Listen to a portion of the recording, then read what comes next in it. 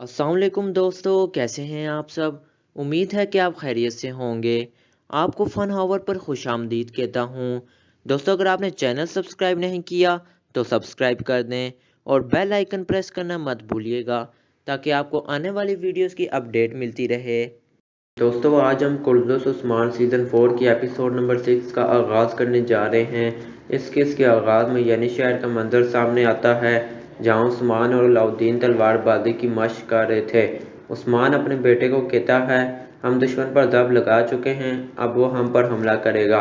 तुम्हें अब पहले से मजबूत होना होगा, तुम्हें अब बड़ा बनना होगा, तुम्हें दुश्मन का मुकाबला करना होगा। अपनी ताकत बिला वजह दिखाने से बचो। अगर अपनी ताकत ऐसे ही खपाते रहोगे तो अपना दिफा नहीं कर पाओगे। फिर अलाउद्दीन कहता है, आप समझते हैं मैं ताकतवर नहीं हूँ, मैं जल्द गिर जाता हूँ। उस्मान उसे कहता है, फिर अपनी मशक जारी रखो। फिर उस्मान अलाउद्दीन का हाथ पकड़ कर उसे उठाता है और कहता है, अब जाकर तालीम हासिल करो, मशक का वक्त अब ख़त्म हो गया है। ये सुनकर अलाउद्दीन वहाँ से चला जाता है। फिर बाला खातून आती है और उस्मान से कहती है, बच्चे पर सख्ती बहुत हो गई, आपको चाहिए कि अपने बराबर वाले से मशक करें। फिर उस्मान बाला से कहता है, क्या तुम मेरे बराबर हो। बाला कहती है, बराबरी तो मैदान जंग में ज़ाहिर होती है। फिर उस्मान और बाला आपस में तलवारबाजी शुरू कर देते हैं। फिर बाला उस्मान की गर्दन पर तलवार रख देती है और कहती है, आप अब भी पहले की तरह बहादुर हैं उस्मान। फिर उस्मान आगे बढ़कर कहता है, तुम्हारी खूबसूरती भी पहले की तरह बरकरार है, बिल्कुल पहले दिन जैसी। फिर बुरहान एक सिपाही के साथ वहाँ पहुँचता है और कहता है, ये कुस्तुनतुनिया जाने वाला सिपाही हसन है।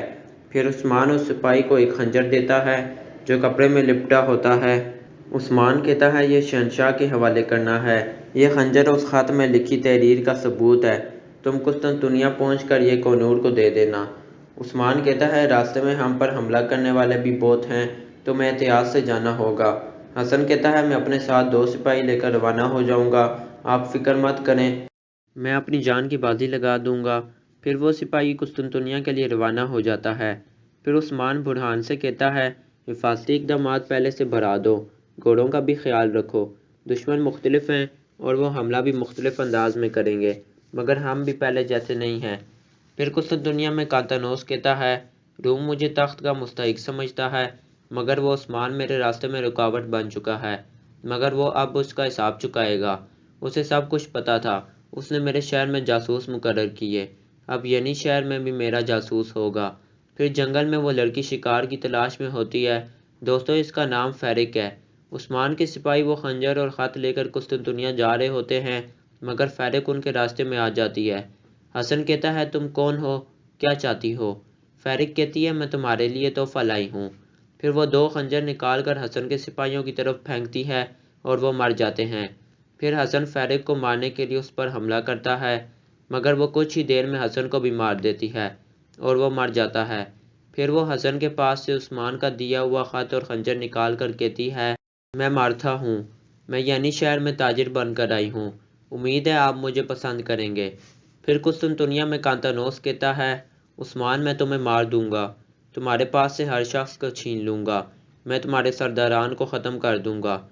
फिर मार्करी कस्बे का मंजर दिखाते हैं जहां ओलोफ और उसके आदमी दाखिल होते हैं और कत्लेआम करने लगते हैं। वो लोगों को मुसलसल कत्ल कर रहे होते हैं। फिर कुस्तुनतुनिया में कांतानोस कहता है, तख्त रूम के सारे बच्चों से ताकत का वादा करता है और मैं तुम्हारे बच्चे छीन लूँगा उस्मान। सबसे पहले सरदार ओरहान मेरे हाथों में जान देगा। फिर ओरहान जंगल में मौजूद होता है और सरदारान से कहता है, हम शिकार के लिए जाएंगे। और हान कहता है, हम जानते हैं वो इलाका ख़तरनाक है, मगर वो हमारी सरजमीनें हैं और हमें उसका पता होना चाहिए। फिर 2 आदमी जंगल में छुप कर उसे देख रहे होते हैं। उनमें से एक आदमी कहता है, और हान, तुम शिकार करने जा रहे हो मगर तुम खुद शिकार हो जाओगे। फिर कुस्तुनतुनिया में कांतानोस पोप के अहम आदमी कार्दिनाल को मार देता है। कांतानोस कहता है, तुम्हारा कातिल उस्मान है, ये जानकर पोप बहुत नाराज़ होगा और वो मुझे लश्कर देगा। मैं तख्त और उस्मान की जान एक साथ हासिल करूंगा। मेरे सामने खड़े होने वाले हर शख्स के लिए यह बहुत अफसोस का मुकाम है। फिर यनी शहर में उल्गिन खातून खाना तैयार कर रही होती है।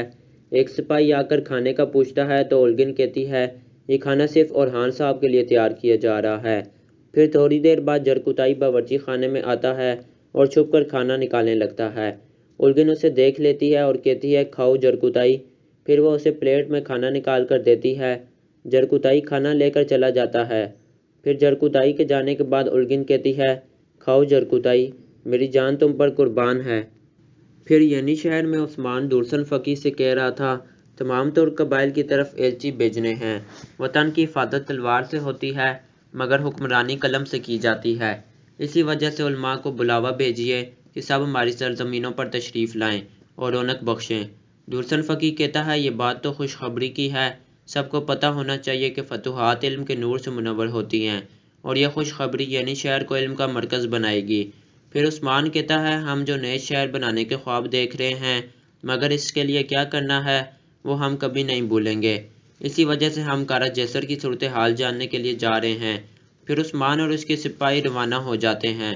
پھر اوکتم قبیلے کا منظر دکھاتے ہیں جہاں بینگے خاتون سو رہی ہوتی ہیں۔ پھر اچانک اس کی آنکھ کھل جاتی ہے۔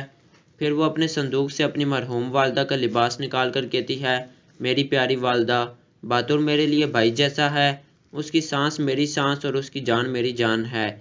آپ اطمینان سے سوئیں والدہ اور بے فکر رہیں۔ پھر اوکتم آتا ہے اور خیریت معلوم کرتا ہے۔ بینگے خاتون کہتی ہے، میرا دل گھبرا رہا ہے۔ خواب میں والدہ نظر آئیں، وہ رو رہی تھیں۔ انہوں نے کہا، بیٹی، میرا باتر تمہارے حوالے ہے۔ میرے والد اور والدہ اپنے بیٹے کو جی بھر کر دیکھ بھی نہ سکے اور چل بسے۔ میں نے باتر کو اپنے بیٹے کی طرح پالا ہے۔ میں نے خواب میں شیطانوں کو دیکھا، سب مل کر میرے بھائی باتر کو کھائی میں دھکیل رہے تھے۔ میرا دل بہت گھبرا رہا ہے۔ ہم نے عثمان صاحب کا حکم مان کر باتر کو جلدی سرحد پر بھیج دیا۔ اوکتم کہتا ہے، آپ فکر مت کریں، دل میں جہاد کا شوق رکھنے والے باتر کے لیے سرحد کچھ بھی نہیں۔ وہ علاقہ فتوحات کا دروازہ ہے اور اس کی چابی باتر اور اس کے سپاہیوں کے ہاتھ میں ہے۔ میں چاہتا ہوں کہ باتر عثمان صاحب کا ساتھی بنے اور اونچا مقام حاصل کرے۔ یہ سن کر بینگے خاتون خوش ہو جاتی ہے۔ دوستوں، امید ہے آپ کو ویڈیو پسند آیا ہوگا۔ آپ ویڈیو کو لائک، شیئر اور چینل کو سبسکرائب کر دیں۔ آپ سے پھر ملاقات ہوگی۔ اپنی دعاؤں میں یاد رکھیے گا۔ السلام علیکم۔